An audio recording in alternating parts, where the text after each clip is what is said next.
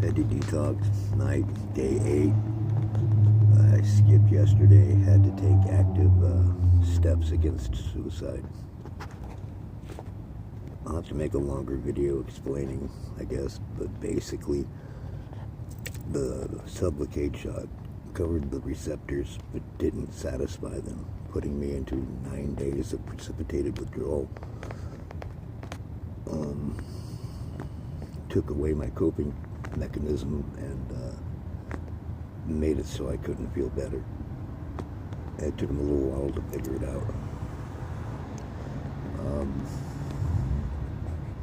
I'm like the only one it's ever happened to, apparently. But the danger is significant. I'll try and make a longer video to explain better.